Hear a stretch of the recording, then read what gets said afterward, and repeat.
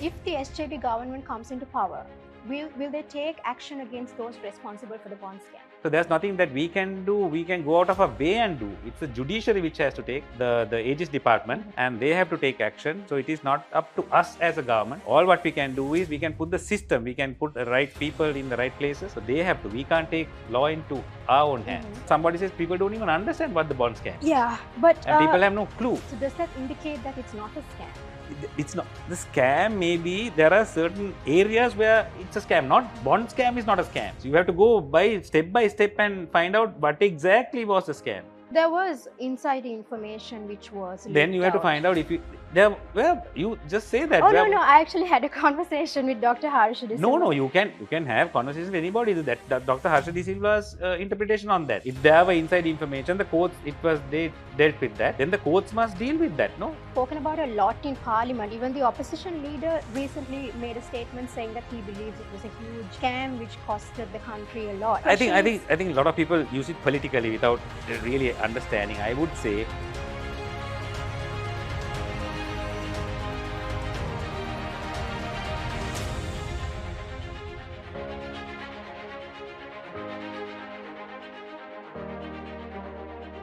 Welcome everyone, you're watching another episode of Conversations with Alanki. Elections are an integral part of a democracy. Elections are around the corner and Sri Lankans want a government which is accountable to the people. SJP is at the forefront of the race up to the elections, and there are many questions that one can ask political parties at the moment. Can they bring about a system change? So to discuss all of that, today I have with me the former State Minister of International Trade, Sujeewa Senasinghe. Welcome. Thank you. Thank you for being a part of this conversation. I know you said you have no time for interviews, but here you are. A bit busy, yeah. So my first question to you is, there has been a lot of speculation over the last few weeks and months that the SJB might join hands with the current president. Is there any truth to this? No, I think that was planted by the president, and he had been trying that because after a long struggle with the president, we managed to rescue the party. If you see Alanki, from 94, we haven't had a person leading the country from our party. Before 94, if you see, starting with D.S. Dudley, John, J.R., Premadasa Gamini, Lalit, Ranjan, Gamini Athukorla, strong figures like this ruled the country for just 30 years. Right. So after that, for our bad luck and the country's bad luck, 7 to 9 leaders were gunned down by the LTT. The party's top leadership was eradicated, and then it was left with Mr. Wickramasinghe, who was very selfish, lost the first election, didn't go, lost the second election, didn't go, lost the third one, the fourth one, the fifth one. So all these stalwarts I mentioned to you, great leaders have governed only for 30 years, and we have been under one man in the opposition for 30 years. So that's a comparison. So we after a long struggle, I sacrificed my own personal political career, my future, to fight with Mr. Wickramasinghe. So after that long struggle only, we managed to break away and rescue the party. So there's no way under this sun that we will ever join hands with them. So that's something planted by Mr. Wickramasinghe and his stooges just to confuse everybody, like you have been confused, not knowing what reality is. Is it because of the differences between the principles of the two parties that you don't want to join hands, or simply because of the leadership? Leadership is number one. Principles also, we were not very happy with Mr. Wickramasinghe's approach on certain things. So we have differences with him, but mainly the leadership, and then the rest of it. All right, I think something that... And the other thing, his alliance with the Rajapakses also. Mr. Wickramasinghe had been closely working with the Rajapakses also, destroying our party, and he's responsible for Chandrika, Mahinda Rajapakse, Gotabaya Rajapakse, Maitripala, all of them to win, and for us to be in this state as a country when India has progressed from 91, we have gone back from 94. So reason for that is, the main reason I find, it was Mr. Wickramasinghe. All right, that brings me to my next question. You just did mention that the current president works together with the Rajapakses. If so, why has the SJB accepted those who were from the SLPP? There were members who played a key role in the SLPP and supported policies at that time from the previous regime, which have failed. That's right. So why accept them now? They have understood that it had been a failure, and you can have sometimes differences of opinion and the policies. Good people can make mistakes. So they have admitted that they mistake. They supported the wrong policy and the wrong leader. And if they are not rogues, if they are not corrupt, if they have a good track record, and we welcome as much as possible, we will weigh the pros and cons, and good people will absorb. If they are talented, if they have changed their principles, and if they are willing to go with our principles, then people can change. But Mr. Wickramasinghe was our leader. He was not from Rajapaksa's camp, but he was a traitor actually. I don't want to use that word, but as a party member, and my party members will know, whilst leading the party for 30 years, he has destroyed the party by working together with the Rajapakses. But there are politicians who switch sides from time to time, and some politicians are in every government. So I have a huge negative approach on those people, but I'm not going to be the judge on those people. The general public can do that for themselves. But I don't agree with people who switch sides. To be honest, if I am not satisfied or happy with where I am, I would get out of politics, or I will form a new party. Right. I will never sacrifice my principles and my virtues just to get ahead of politics, or this is not my life. I'm not craving to become a politician, sacrificing my name and my good name and my virtues and beliefs also. So I will never do that, but I sympathize with people who do that, and I don't have much respect for people who do that also, to be honest. All right. But it doesn't mean that in politics, sometimes people who switch will have to, if they can provide us with talent and sort of strengthen us as a party, we have to take them also. So that is politics in this part of the world. But I mean, don't you think that system needs to be changed? No, then if you change it, you can't do politics. No, people can realize after a while their principles are wrong. Most of even my father was, when he was in university, he was a bit of a progressive and a socialist sort of a person. Right. And when they grow, my father's friends, most of these politicians were like in the university, they were progressive leftist sort of socialist people. But then when the children start doing well, they go to private schools, they go abroad. So these people also change. So people can change. I know when you're young, your principles and ideas may be different, but when you grow, with the world changing and with the eyes also being open, they can have a different perspective of life. So it's left to, but not switch as a routine. Not switch as a routine so that they are in every government. Yeah, no, that is not. Because then there's a question of accountability, and that gives rise to doubts that these people just switch sides because they want to be in power. So, but how would people vote for them? But they win, no, from each side. They cross over to this side, they win. So it's democracy, right? So end of the day, it's democracy. So that's a question for me also. I do think people vote, but isn't it the people? I think it's changing now. I think no, but if it's changing, then we don't have to worry, no? Then they won't win. But it's still they win, no? If they contest an election, I suppose they might not win. But if they're not winning, that's fine. Then people if make they're judgment. Not winning, yes, which is. But that is not happening in this country. Yes, but which is why I think it's very important for our audience and for the public to make an informed decision. Definitely. Yeah. I would advise the public more than actually the politician. The public has the right to choose.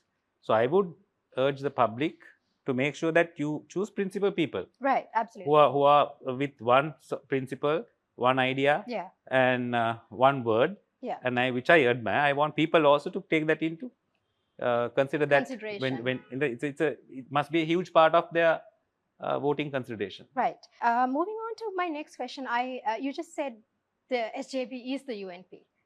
Actually, SJB, we formed SJB because we couldn't capture UNP with Ranil Wickramasinghe.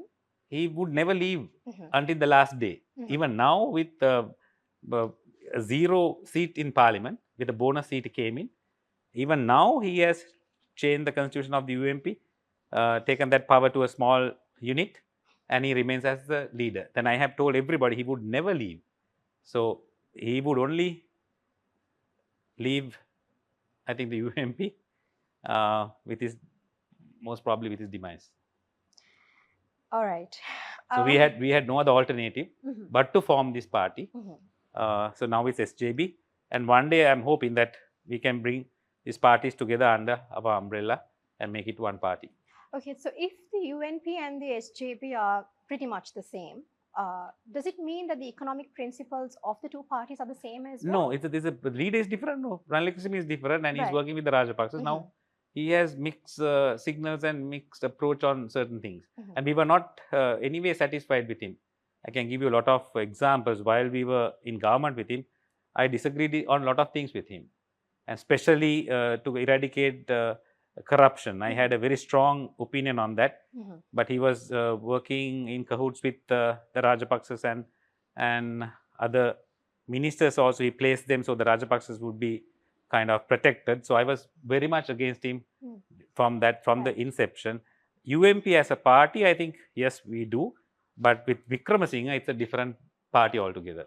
Right. So the economic principles of the two parties are not the same? Not with Mr. Wickremesinghe, but the UMP originally with J.R. Jayawardena and the rest of them, we have the same sort of approach, open economy, liberalizing economy, like India did with Manmohan Singh in 91, and with safeguarding the general public also.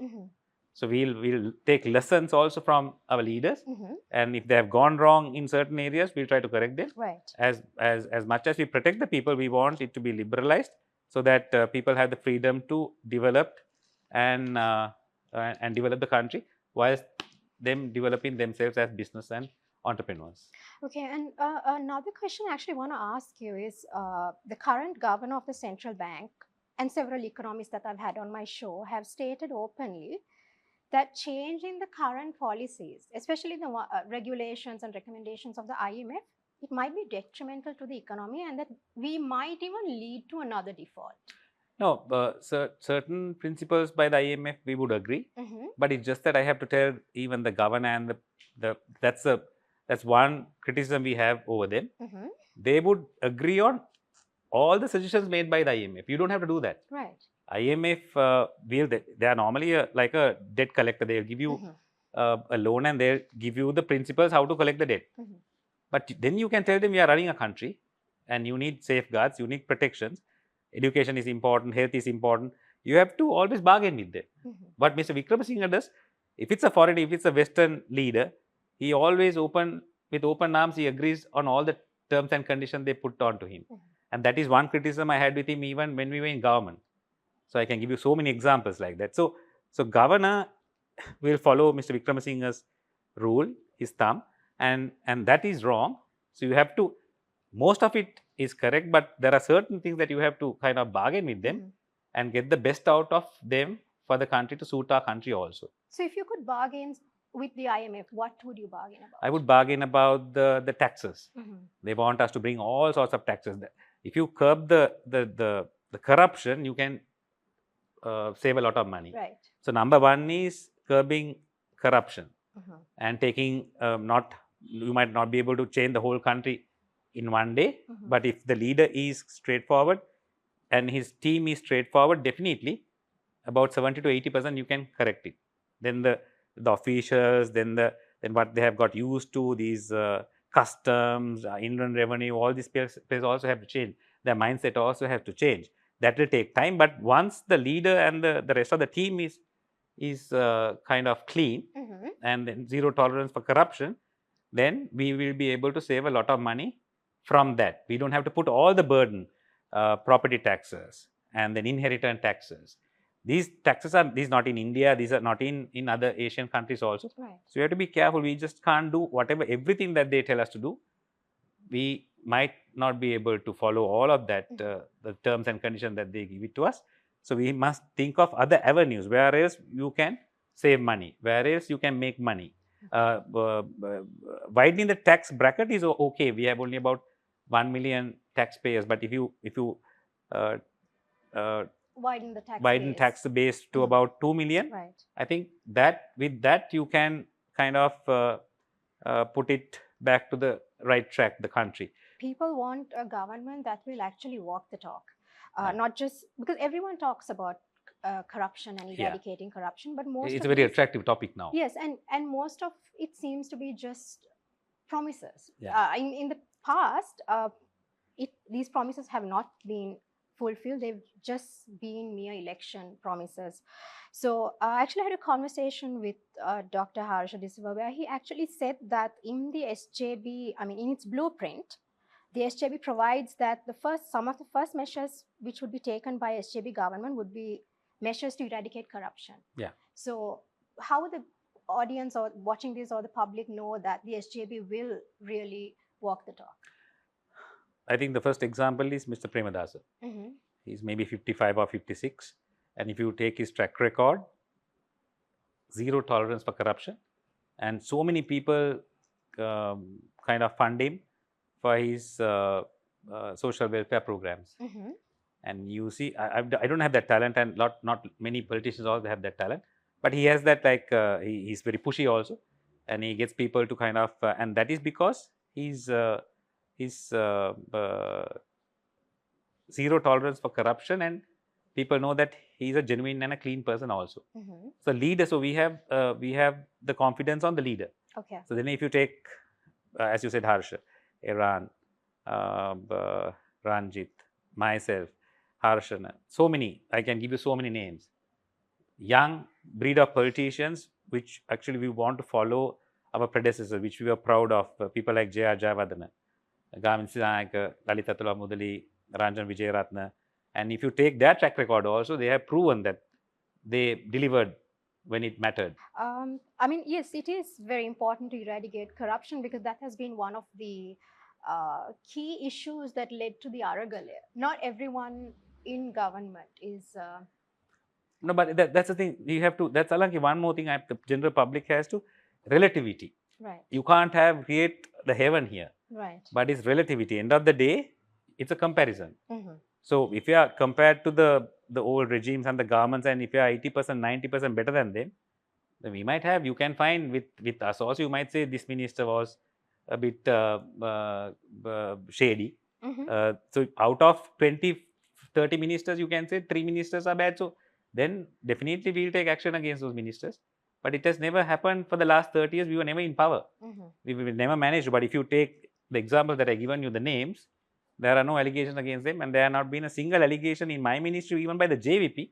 When it comes to debates, parliament debates, they praise me and say, not individually, they don't want to praise us because then we might get a political advantage of it, but they say, I know about the ministry, there's no allegation on behalf of the minister or any other official. So I make sure that it stays clean. Let's talk about the JVP since you actually mentioned them. You have been very vocal about the fact that you believe they cannot govern the country. Why do you think so? Because their politics, I think the approach is on anger and create anger with the people towards who has run the country. Mm-hmm. Their criticism, they criticize everybody. If you saw, I saw Hanun Neti not knowing about Elon Musk, criticizing Elon Musk also, saying that he's a I don't know what he used, Arthika Ghataka, economic hitman. So if you take Elon Musk, his virtues and what he has delivered to the world, it's amazing. SpaceX, then Tesla, then artificial intelligence, what he has done. He had taken on, not like other entrepreneurs, he has taken, every industry he has taken was a risky industry. And he's sacrificed put all his money to these industries, and then he has come out probably the richest in the world. One time he was the richest, now 1, 2, 3, maybe the third, again Tesla is. So amazing things. Without even knowing, he destroyed that guy and criticized, and then said all the nasty things about him. And then he comes and says, I'm sorry about it, because everybody must have blasted him. You are supposed to be the finance minister and you are supposed to be in charge of finance, and then you criticize Elon Musk. So you can't do politics without experience, without doing a job, without running a business. I'm asking you also. I know you have certain experience in businesses, and then without that, what you do, I can't do because you have experience in what you do now. So if I train in this for about 3-4 years, then I can do. So without anybody doing a job, not having to be a part to a business, they are only critics. So can critics run a country without experience? And they have proven, their track record has proven they were ministries. They had 5 ministries and not performed. So what we can always, we can base our arguments on our predecessors and our leaders and ourselves. If you take my ministry, I brought 200 factories when I was a state minister, not a minister also.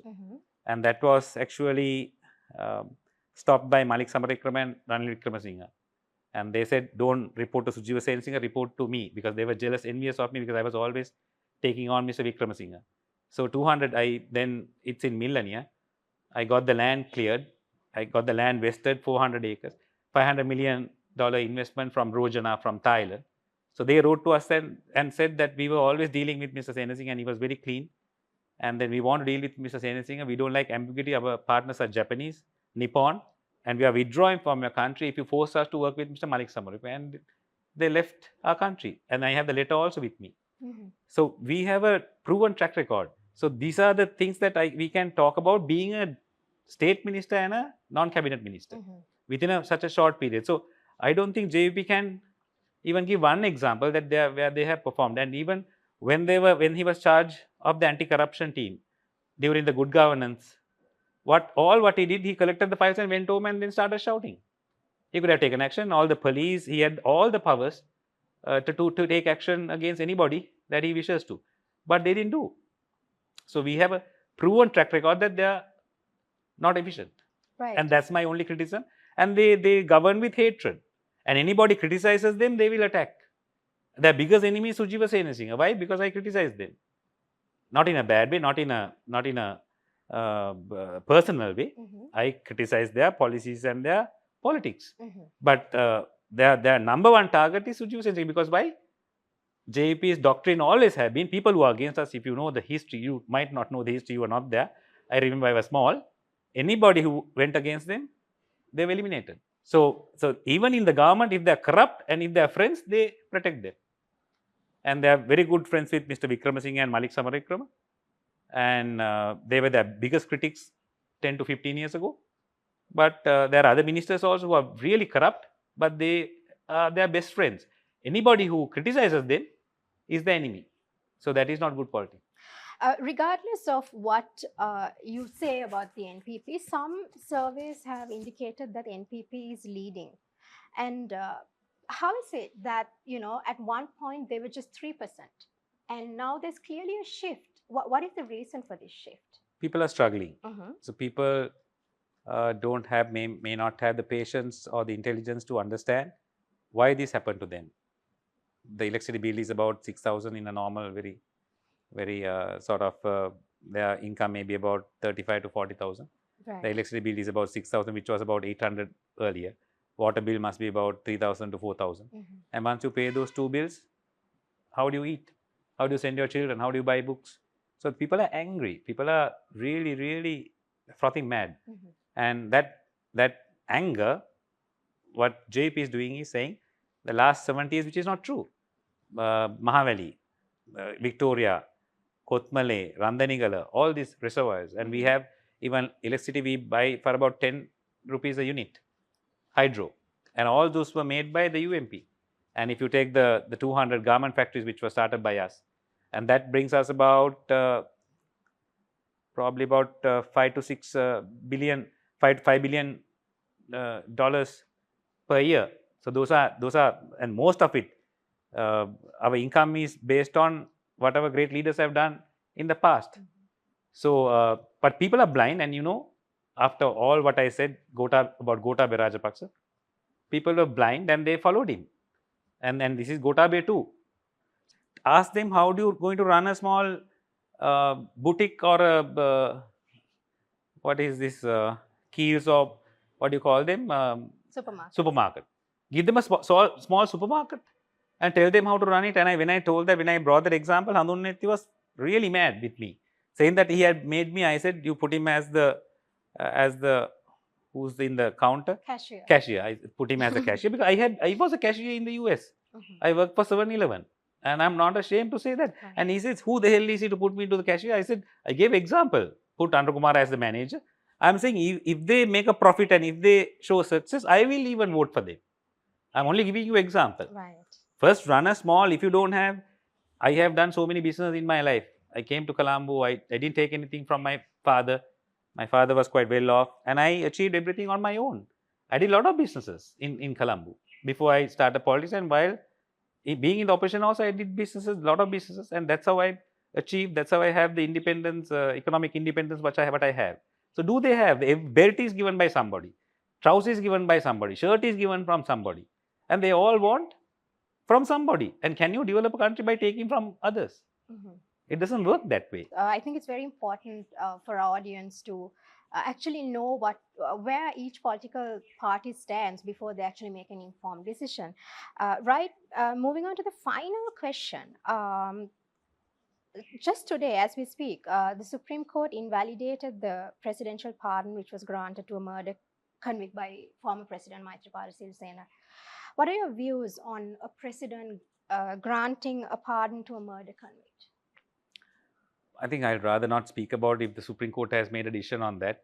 They must have gone through everything. And no, I'm not asking you about the Supreme Court decision. I'm just concerned about how do you see a presidential pardon? No, but I think you can't just pardon just because they are influential, they have money. You can't choose one person and give pardon. I have nothing against the presidential pardon given on a certain basis, like to people, but you must take an individual, you must take why they are in prison, and you have to take everything into consideration. Right. So you can't give a direct answer and say presidential pardons are bad. It is sometimes necessary, but in the right context and in a right manner, with transparency. It must be done not to favor somebody, not to favor somebody's son, not because they are affluent, not because they are connected, not because of that. Right. On a general basis, because we do some work with prisons also, and it's overcrowded. So you have to have some sort of system. The system is not always right. So if you can correct them, if you can get them back to society, I think that's a good thing. Right. Actually, I did say this was the last question, but just one more question. Now, we did speak a lot about corruption. So that actually, when you talk about corruption, it's very important to talk about the bond scam, which got a lot of attention from everyone. So my question is, if the SJP government comes into power, will they take action against those responsible for the bond scam? But that is I have given a comprehensive study on that. And that had been it had gone through, and the courts have gone through it, and the judiciary there were so many cases against it. And most of the cases were thrown out. So there's nothing that we can do from outside. It's a judiciary which has to take action, and all the actions are taken because we were in the opposition. And that was taken out of context also, and they took all the actions possible under the sun. Right. And then because we were in the opposition, and Maithripala Sirisena and even other regimes targeted, and they wanted to go after. So I think they have exhausted all the legal measures for that. Okay. So there's nothing that we can do. We can go out of our way and do. It's the judiciary which has to take the Aegis department, and they have to take action. So it is not up to us as a government. All what we can do is we can put the system, we can put the right people in the right places. So they have to. We can't take law into our own hands. So they have to go through the evidence. They have to go through. It's just that just because somebody says, people don't even understand what the bond scam is. Yeah, but people have no clue. That's right. I'm sure many people don't know what a bond is. But the courts know that. But the Supreme Court decided on that. The High Court decided on that, and they are the best people. So judges are not corrupt, no. Yeah. So it's just that people want to just attack, and especially I was attacked when what I stated, then people didn't even understand. Sujeewa Senasinghe has written a book. Sujeewa Senasinghe has been in the COPE, and footnotes were made by Sujeewa, Harsha, and Ajit, and we were very knowledgeable people on this subject, and we studied, and whatever we did on the footnotes, that was taken as 100% correct by the Supreme Court. And even with that Alanki, people criticize, or even the media organization, Sujeewa Senasinghe, and that's why I lost even the last election. But everybody has gone to the Supreme Court, and you don't say the Supreme Court, 3 judges are also rogues. Then the High Court judges also, about 25 judges have dealt with this. So do you mean to say that all the judges are stupid and corrupt and crooked. Absolutely not. So does that indicate that it's not a scam? It's not the scam. Maybe there are certain areas where it's a scam. Not bond scam is not a scam. So you have to go by step and find out what exactly was the scam, what exactly was illegal. You can't just say everything was, because it's difficult to explain. It was direct placement system, then the auction system came. So it's a complicated, it's a technical thing. But there was inside information which was Then you have to find out if you there. Well, you just say that. Oh no, I actually had a conversation with Dr. Harsha De Silva. No, you can have conversations with anybody. That Dr. Harsha De Silva's interpretation on that. If there were inside information, the courts, they dealt with that. Then the courts must deal with that. No, we can't stay outside and say if there was during our this thing, nothing came out with a concrete evidence. Right. There was speculation. So if there's speculation, then the courts must, then the police, the responsible authorities must go through that, but just not merely put a allegation on some area and say this is wrong. It's easy for us to say. Okay. I can say this is a scam. Because I mean, it's something that's been spoken about a lot in Parliament. Even the opposition leader recently made a statement saying that he believes it was a huge scam which costed the country a lot. So, I think a lot of people use it politically without really understanding. I would say there had been a lot of studies. There had been a lot of, so you must go through it step by step and take action. Whenever if they find something illegal, they must take action on those things. Not merely by saying this is a scam, and then that won't sit right with the general public, and they won't have a clue what has happened. So you must have the police, the Aegis department, everything must scrutinize it properly, be taken into consideration, and then take the evidence and file action, and then the courts must decide. No, end of the day, we can't be saying whether scam or not. Right. Okay. Because the full effort was put into it. No. Right. The cases came, all the cases came, and they filed action in all the fronts. So that is what we need, a justice system to take care of it and tell us whether it's a scam or not. Because you and I can't sit here and we can make allegations. It's easy for us to make allegations from outside. But like you said, so my final question is, I mean, I've been asking you so many questions, so it's time I give you the opportunity to convey a message to the audience watching this. If there's anything you could say to them, what would it be? Well, I would say in a light-hearted manner, I would say it's like choosing a leader or a party or a representative. It's like choosing a groom for your daughter. So you have to go through the credentials, take the background, what principles, what is the track record, and look at everything. Right. Just don't go by mere impulse or your heart. Take it to your brain. Think what is the track record, what is the experience, what is the know-how, what's the knowledge, what's the intelligence level, how principled these people are. Have they been changing their words? If they're changing their words, never trust a person. Right. I'm sure your mother won't trust somebody if a guy comes and like propose to you and he says, one day I said this, the next day he had said something else. Then if he has changed his mind, he has changed his word, nobody will trust him. No, I'm sure she wouldn't agree with someone who doesn't have principles. Exactly. So that is what I'm saying. Every mother is like that. Every person is like that when it comes to a daughter. So it's really important the same way to choose your leader and your party and your representative to the country also. It's not only emotions, it's on intelligence. Make sure that if they're changing their version, they are changing their word, they are not to be trusted. So anybody, I'm not saying whoever you appoint, make sure that they have a good track record and they have good principles and they have always lived by example. All right. I wish you all the best for your future endeavors. I'm sure you have a busy couple of months because the election is around the corner. Thank you very much for this conversation. Thank you, Alanki. It's a pleasure. Thank you, everyone, for watching. I do believe expressing opinions and discussing ideas with all those who represent the different segments of the political spectrum is rather important. Thank you, everyone, for watching. I'll be back with a new episode. Until then, stay safe and take care.